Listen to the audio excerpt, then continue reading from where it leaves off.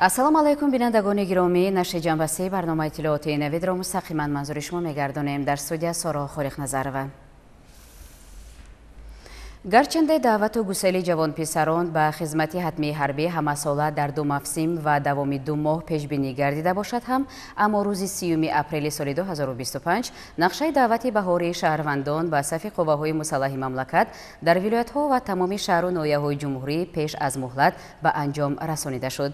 Вобаста ба ин мавзӯъ таваҷҷӯҳ намоед ба гузориши ҳамкасбонамон аз Маркази матбуот ва иттилооти Вазорати мудофиаи мамлакат.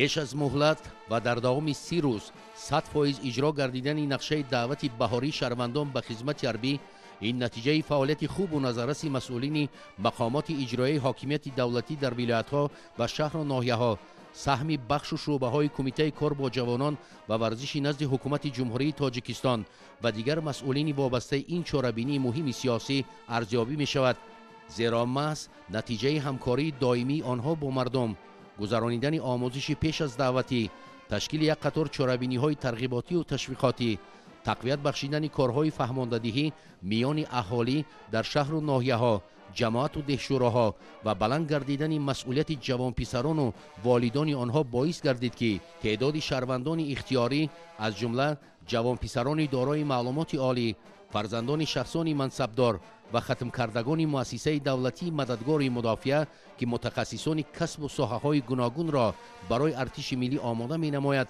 хеле зиёд ба назар мерасид.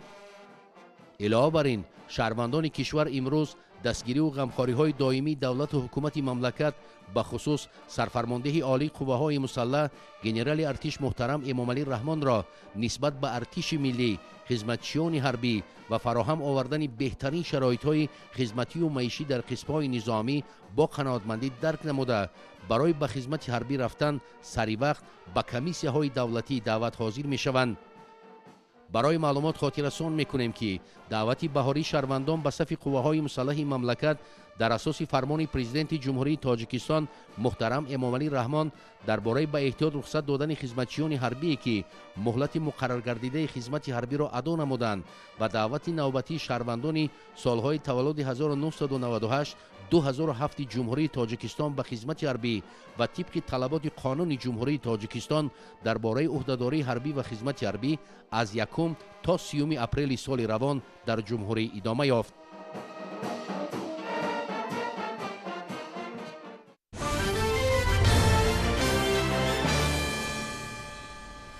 дар шаҳру ноҳияҳои вилояти Хатлон ҷиҳати фаҳмонидани моҳияти ворид кардани тағйиру иловаҳо ба кодексҳои ҷиноятӣ ва маъмурии ҷумҳурии Тоҷикистон дар самти истифодаи нерӯи барқ гурӯҳҳои корӣ таъсис ёфтааст. аъзои гурӯҳҳо дар миёни аҳолӣ ва дигар истифодабарандагони нерӯи барқ ҳадафу мақсадҳои ин санадҳоро шарҳ дода, сокинонро ба сарфакорона истифода бурдани нерӯи барқ даъват мекунанд. гузориши ҳамкорони мо дар ин хусус.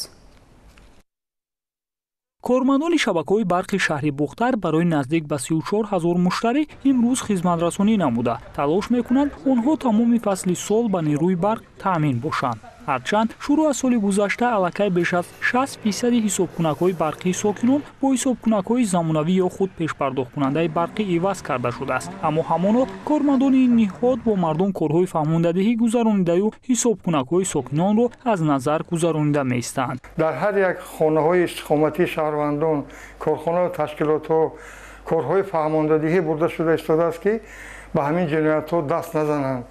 барои он ки чхеле ки дар блог қайд кардем, қонуни мазкур талаботҳои сахт пешбинӣ кардааст ва мо кормандони шабакаҳои барқи шаҳри Бухтар вазифадор ҳастем, ки ҳамаи он дастури сипоришҳое ки аз тарафи пешвои муаззами миллат ҷаноби олии президенти ҷумҳурии Тоҷикистон муҳтарам Эмомалӣ Раҳмон пешбинӣ кардааст, ҳама ин барои беҳбудии таъминоти нерӯи барқ барои шаҳрвандон мебошад.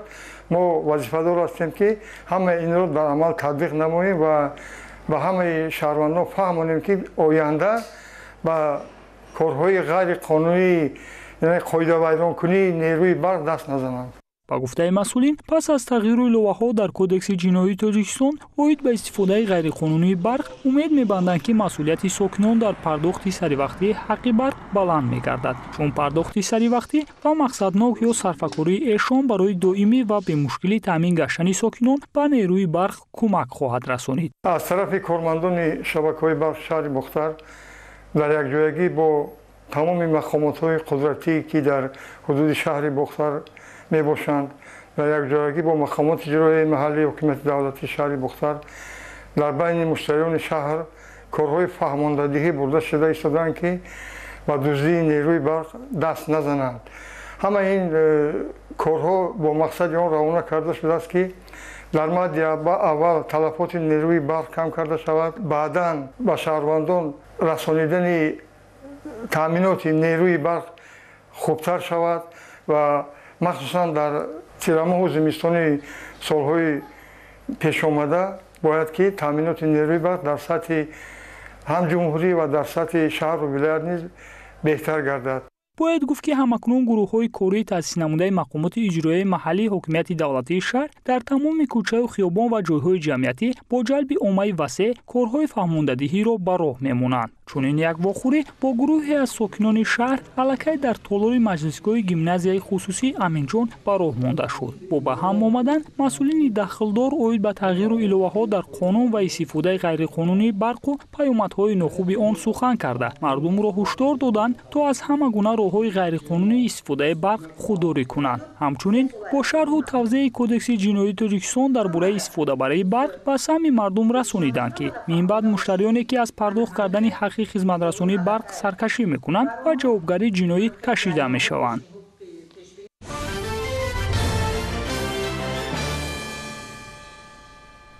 مرکز تحقیقات استراتژی نزد پرزیدنت جمهوری تاجیکستان در یکجایگی با نمایندگی منطقوی بنیاد کنراد آدناور دایر به آسیای مرکزی تحت عنوان همگرایی کشورهای آسیای مرکزی در پس‌منظر دگرگونی‌های معاصر جهانی حالت و دورنما کنفرانس منطقوی را برگزار نمود. در کار کنفرانس کارشناسان زیاد طریق حضوری و مجازی اشتراک کردند.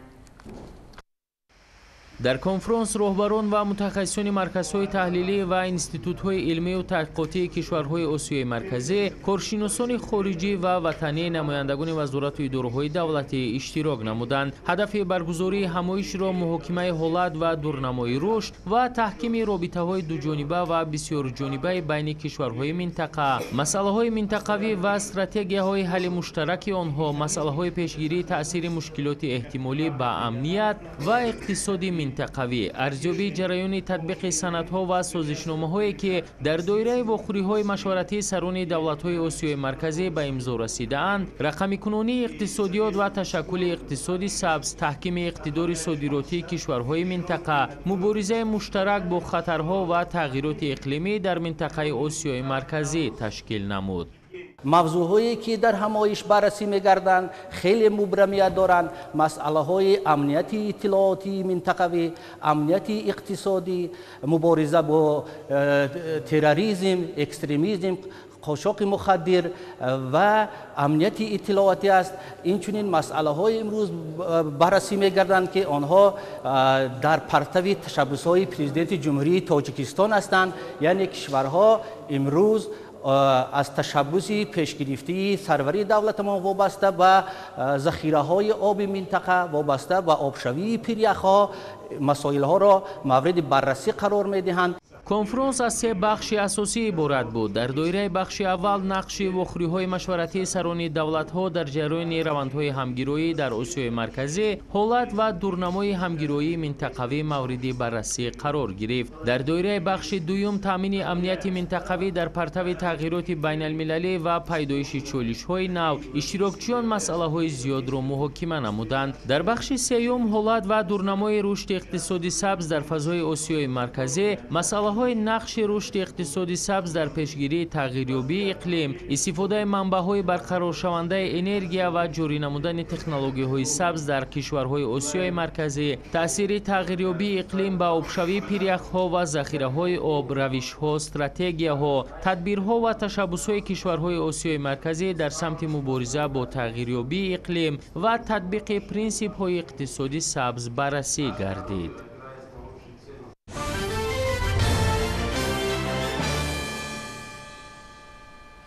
امروز با تشبث وزارت مهنت، مهاجرت و شغل اهالی جمهوری تاجیکستان در همکاری با شریکان رشد در شهر دوشنبه نخستین یارمارکای کلان جایهای کاری خالی و وظیفه‌های آزاد برگزار شد.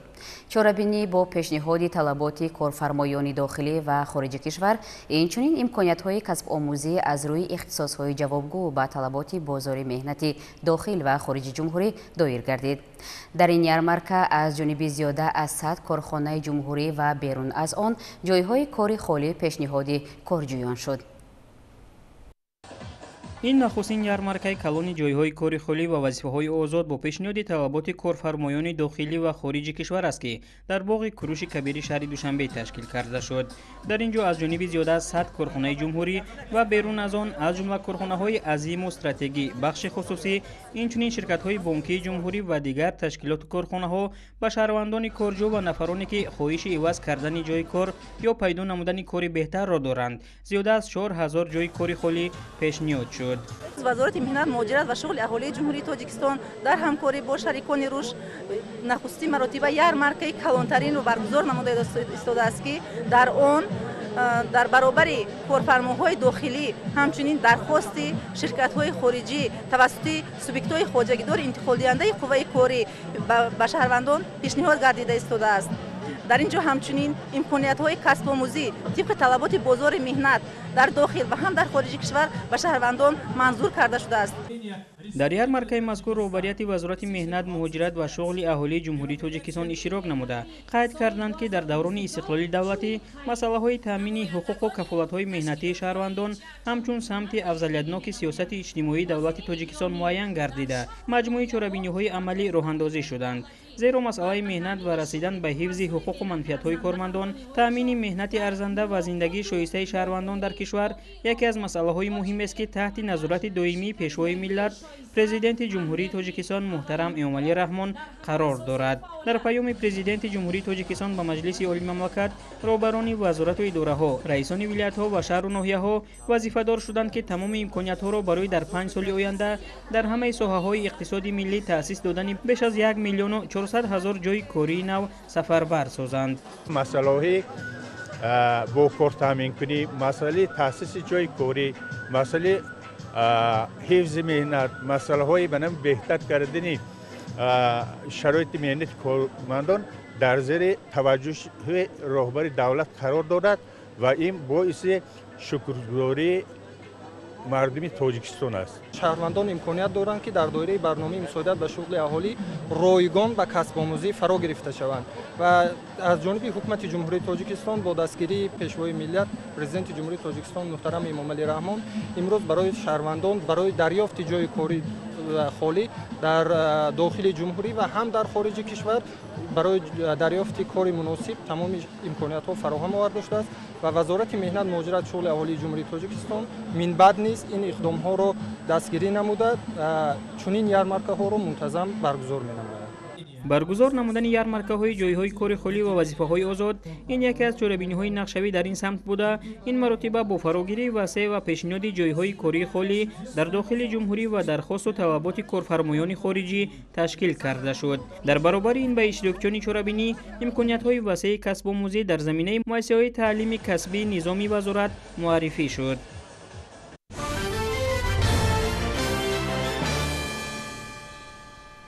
کارمندان کمیته حالت‌های فوق‌العاده و مدافع گردشدنی با آموزش دادن گروه‌های غیرنظامی و هیئت‌های راهبری کننده تشکیلات و اداره‌های گوناگون اعضای این گروه‌ها را به حالت‌های فوق‌العاده آماده می‌سازند.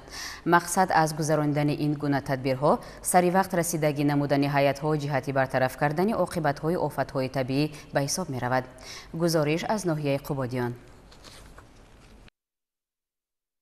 روز مدافع گردشدنی نمونوی در ناحیه قبادیان با اشتراک کارمندان بخش ریاست کمیته حالت‌های فوق‌العاده و مدافع گردشدنی، دیرکتوران و آموزگاران فن دفاع حربی مؤسسه‌های تعلیمی ناحیه در سطح خوب تشکیل و برگزار گردید. нахуст иштирокдорони чорабинӣ аз рафти дарсҳои кушод ва викторинаи пешниҳоднамудаи хонандагон дидан карда ба ҳолати омодабошии онҳо шинос гардиданд. омӯзгорон тариқи суолу ҷавоб бо хонандагон ба ҳозирин перомони эътимод, пешгирӣ ва рафъи ҳолатҳои фавқулода маълумоти муфассал пешниҳод намуданд. ҳармасола дар ҳудуди ноҳия моҳи апрел ва май дар ҳамаи муассисаҳои таҳсилоти миёна умумӣ рӯзуи мудофиаи гражданӣ ташкил ва гузаронида мешавад. мақсад аз гузарондани рӯзҳои мудофиаи гражданӣ ин ҳам бошад пеш аз ҳама баҳри пешгирӣ намудани ҳолатҳои фавқулода дар хусусиятҳои табиӣ ва техногенӣ мебошад.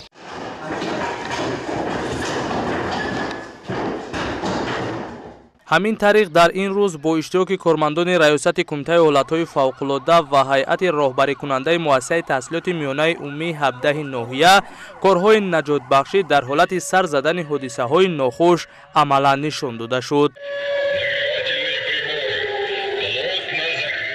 бо садо додани бонги хатару ба вуқӯъ пайвастани заминларза, ҳайати роҳбарикунандаи таъсисдодаи муассиса бо кӯмаки якдигар хонандагонро аз ҷойҳои воқеа ба мавзеъҳои бехавф кӯчонида, ба ҷароҳатбардоштагон ёрии аввалияи тиббию санитарӣ расониданд. дар ин амалиёт ҳайати роҳбарикунанда ки аз гурӯҳҳои наҷотдиҳӣ, оташнишонӣ ва ҳифзи тартиботи ҷамъиятӣ иборат буд, тавонистанд ҳар яке вазифаҳои бар уҳда доштаашонро ба хубӣ иҷро кунанд. дар охир баҳри фаъолона ширкат варзидану дар сатҳи баланд ташкилу гузарондани рӯзи мудофиаи граждании намунавӣ як қатор гурӯҳҳои ҳайати роҳбарикунандаи муассисаи таҳсилоти миёнаи умумии 17 ноҳия бо ифтихорномаи раёсати кумитаи ҳолатҳои фавқулода ва мудофиаи гражданӣ қадрдонӣ гаштанд.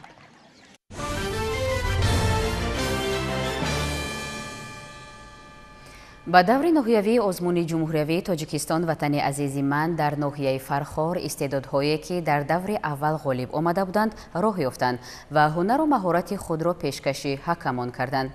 баъди ҳунарнамоӣ 17 довталаб дар номинатсияҳои гуногун ба даври навбатӣ рохат гирифтанд.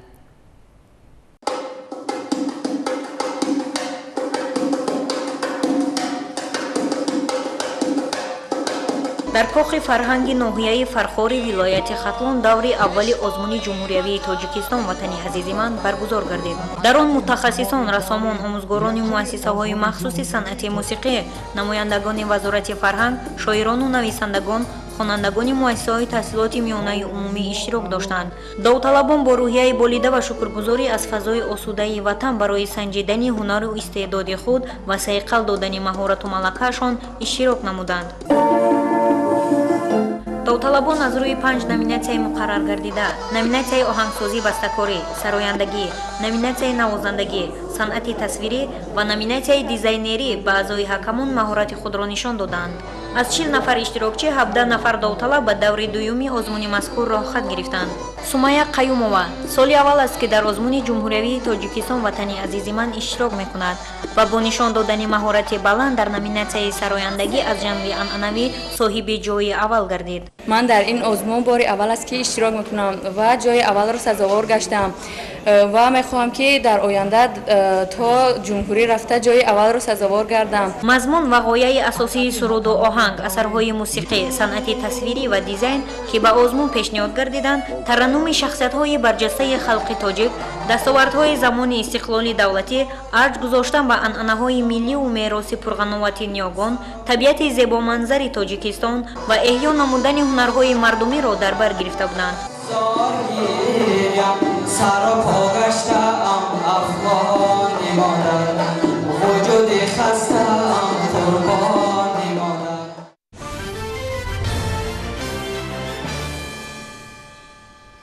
ҳукумати ҷумҳурии Тоҷикистон талош мекунад ки бо ташкили озмунҳои ҷумҳуриявӣ ғановати маънавии аҳолиро боло бардошта, эҳсоси худшиносиву худогоҳии мардумро тақвият бахшад.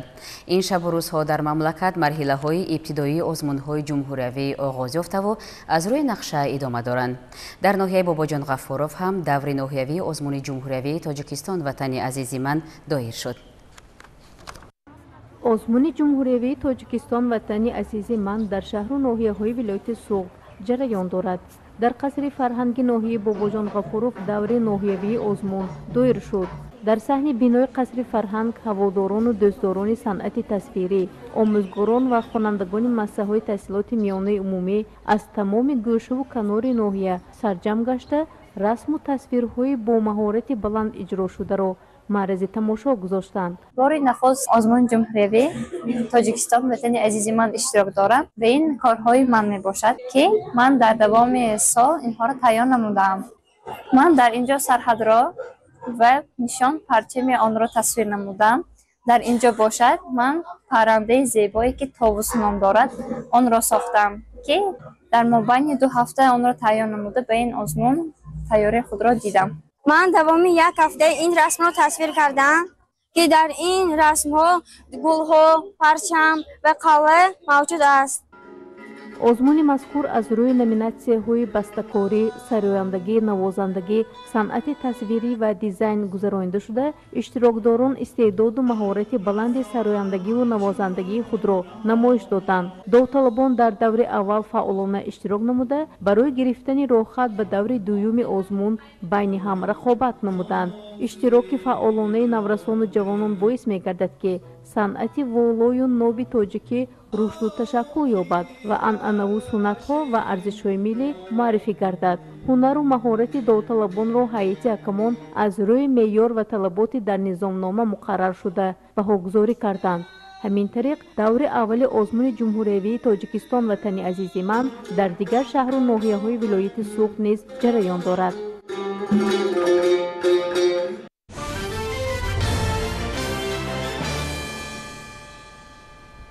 дар ноҳияи Шамсиддин Шоҳини вилояти Хатлон бошад ҳамоишҳои омӯзишӣ бо ғолибони даври аввали озмуни ҷумҳуриявӣ фуруғи субҳи донои китоб аст баргузор шуд. аснои ин ҳамоиш масъулони соҳа ба иштирокчиён оид ба қоидаҳои иштирок дар озмунро фаҳмониданд.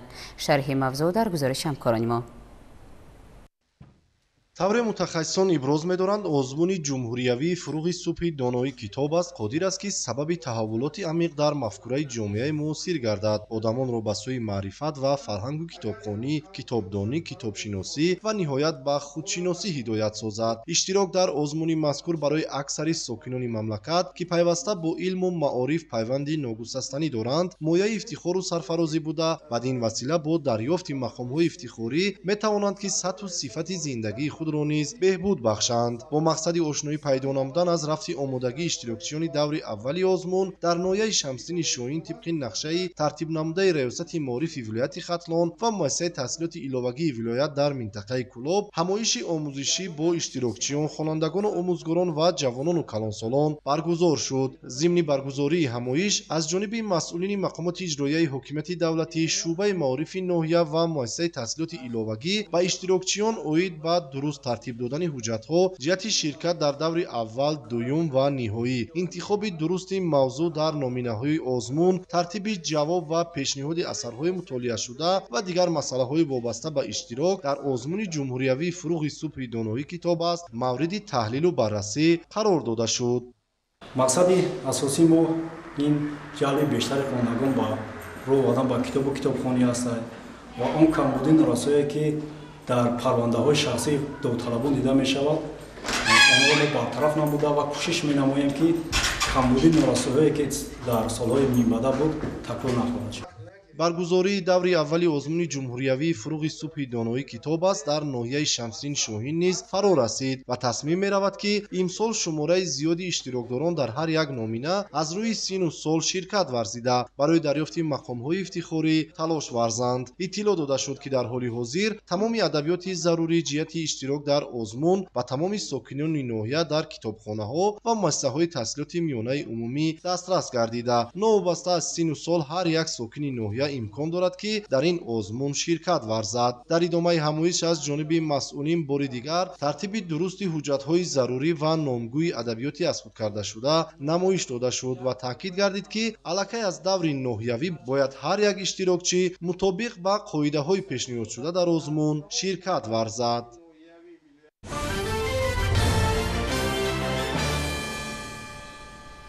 بعد از اشتراک فعالانه در المپیادای بین المللی برینی اکس 2025 در مالایزیا، خوانندگان تاجیک به وطن برگشتند. آنها از این المپیادا 60 مدال به دست آوردند. غالیبان را در فرودگاه بین المللی دوشنبه آموزگاران و نزدیکان و پیوندان استقبال گرفتند. گروه نوبتی خوانندگان تاجیک از المپیادای بین المللی برینی اکس 2025 که در شهر کوالالامپور شایگری مالایزیا برگزار شد، با مدال و افتخارنامه‌ها به وطن برگشتند. استقبال غالیبان در فرودگاه بین المللی دوشنبه به طور شایسته صورت گرفت. 117 نفر خوانندگان مکتب‌های پایتخت جمهوری تاجیکستان را در المپیادای بین المللی برینی اکس 2025 نمایندگی کردند. خوانندگان تاجیک در این المپیادا در مجموع 60 مدال، از این 12 مدال طلا، 12 مدال نقره و 36 مدال برنجی را سزاوار شدند. زیر سیاست معارف پروانه پیشوای معظم ملت و رئیس مجلس ملی مجلس عالی جمهوری تاجیکستان رئیس شهر دوشنبه محترم رستم امامعلی ساحه معارف سال تا سال روز رشد نموده ایستاده است. ما جواباً با همه این غمخوری‌ها باز وعده می‌دهیم که صف مدال‌های سطح بین‌المللی را در جمهوری تاجیکستان بیشتر نماییم. المپیادای بین المللی برینی اکس 2025 از 24 تا 30 اپریل در شهر کوالالامپور شایگری مالایزیا از روی فن‌های طبیعی ریاضی دایر شد که در آن خوانندگان مؤسسه‌های تعلیمی بیش از 20 دولت دنیا به طور حضوری و مجازی اشتراک نمودند. اشتراک خوانندگان مؤسسه‌های تعلیمی کشور در المپیادهای بین المللی امکان می‌دهد که خوانندگان به فضای المپیادهای جهانی وارد شده تجربه دولت‌های پیشرفت را آموزند. به این واسطه آنها برای اشتراک در المپیادهای جهانی تجربه کافی می‌اندازند.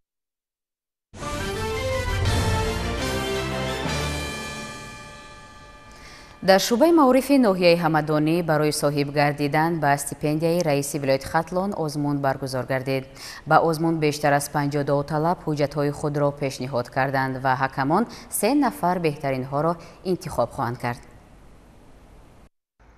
در دوران صاحب استقلالی جمهوری تاجیکستان در کشور بهر هوسمند نمودن نورسان و جوانان آزمون و المپیادهای فنی و استیپندیاهای پرزیدنت جمهوری تاجیکستان رئیسان ولایت‌ها و شهر و ناحیه‌ها تأسیس داده شده است. خوانندگان اعلاخوان مؤسسه‌های تحصیلات همگانی و دانشگاه و دانشکده‌ها صاحب این استیپندیاها می‌گردند. در ناحیه همدانی برای معین نمودن گیرندگان استیپندیای رئیس ولایت ختلان آزمون برگزار گردید و زیاده از 50 نفر داوطلبان حجت‌های خود را به حکمان پیشنهاد کردند.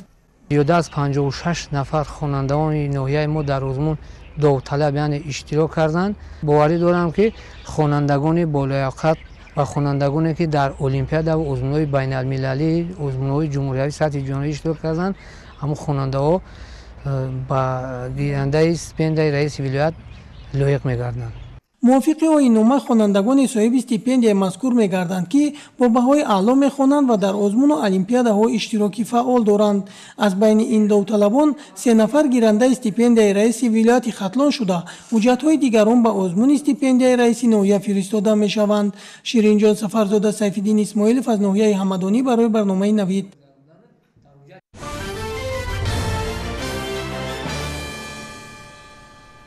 در ناحیه واسه خوانندگان مؤسسه تحصیلات میانه عمومی رقم 2 با اشتراک در المپیادهای جمهوریوی و بین المللی با دستاوردهای نظررس نایل می‌گردند. برای در سطح بلند دایر ساختن دور ناحیوی آزمون جمهوریوی فروغ صبح دانای کتاب است. در این مؤسسه تعلیمی برای داوطلبان شرایط مساعد فراهم آورده شده است.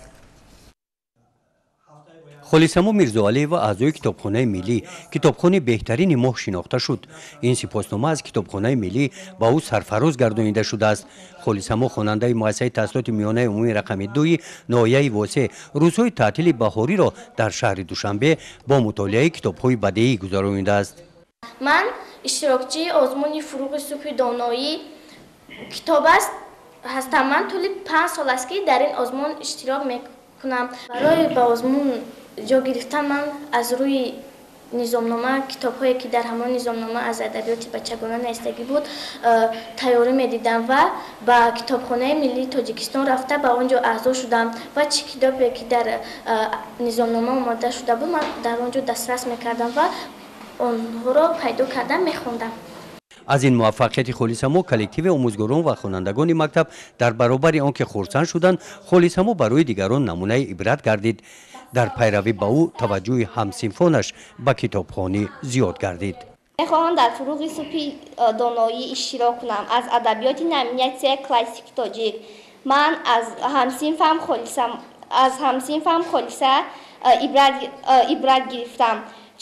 چنان که وی در کتابخانه ملی اعضا شده است، من هم میخواهم در تعطیل تابستانه رفته در آنجا اعضا شوم. و اکنون کتابخانه مکتب مکانی دوست داشته آنها گشته است. خلیسمو و این همسنفانش برای آماده و اشتراک در آزمون جمهوریوی فروغ صبح دانایی کتاب است قریب که همه روزه به اینجا آمده کتاب میگیرند. آنها محفل تشکیل داده بودند که در یک ماه که از همه بیشتر کتاب میخواند. نامی همون محفل بهترین کتابخوانی ماه بود. من در ماه مارس غالب همون محفل شدم که زیاده از 130 تا کتاب های بدیهی بچگانه را مطالعه کردم و غالب گردیدم. کتابخانه رو دیدم ما در حیرت شدیم که رفهای کتاب ها قریب که خالی بودند، لیکن بعد آنکه سببش را پرسیدیم که قسم زیادی کتاب ها در دست خوانندگان هستند، از این نهایت شاد گشتیم. فوند کتابخانه ما همگی از 2668 کتاب موجود است. اینچنین از اینها 1165 تاش در دست خوانندگان است. اعضای کتابخانه ما از طرف هم آموزگاران هم از طرف خوانندگان به 1132 اعضا دارد. یعنی همه روز از روزی که سال 2025 سال فرهنگ کتابخوانی اعلام گردید، از آن وقت باز هم اعضای کتابخانه ما از طرف والدان خواننده هم زیاد گردید. در کتابخانه مکتبی اطلاع دادند که شماره اعضایان کتابخانه روز تا روز می‌افزاید. با وجود این ماموریت مؤسسه کوشش می‌نماید که خواهش خوانندگان را اجرا نماید. در مؤسسه ما دور اول آزمون جمهوری فروغ صبح دانایی گذرانده شد که در آنجا 178 خواننده از جمله 20 نفر آموزگاران و 4 نفر کارمندان تکنیکی مؤسسه در همین آزمون اشتراک کردند. نگفته نماند که همساله سطح کتابخوانی خوانندگان آموزگاران خیلی زیاد شده است. حالا قریب 1130 نفر در کتابخانه ما اعضا هستند، هم خوانندگان هم آموزگاران. طبق نقشه شعبه معارف ناحیه دوری ناحیوی آزمون جمهوری فروغ صبح دانایی کتاب است امسال در مؤسسه تحصیلات میانه عمومی رقم 2 در دهه خوشابک دایر میگردد و ماموریت مؤسسه با این چاره‌بینی آمادگی جدی دیده ایستاده است. گزارش خوجا نظریف خدای نظر زهروف از ناحیه واسه برای برنامه اطلاعاتی نوید.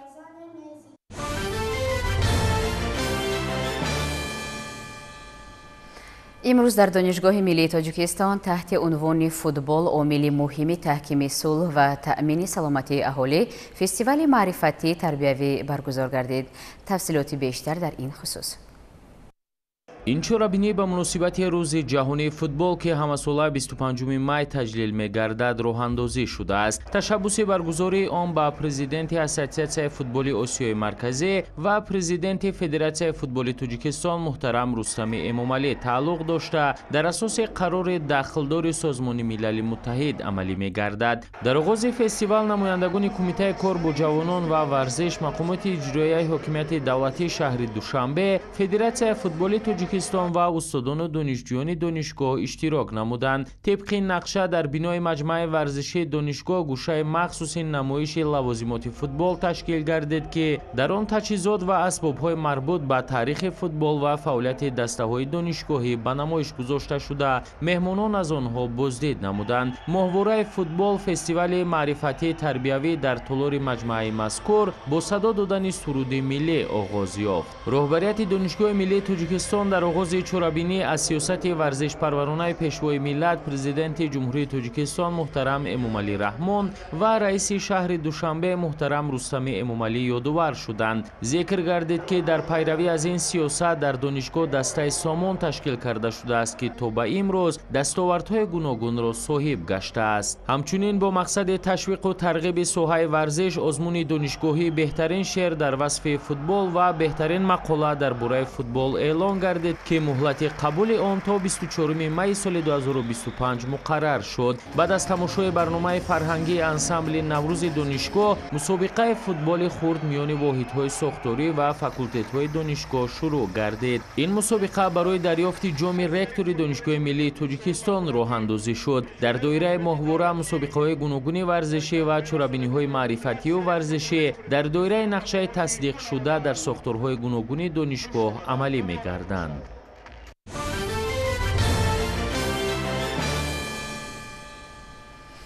бинандагони гиромӣ буд нашри ҷанбасии барномаи иттилооти навид манзури шумо. бароятон шаби хушу хубро таманно мекунем. хайр.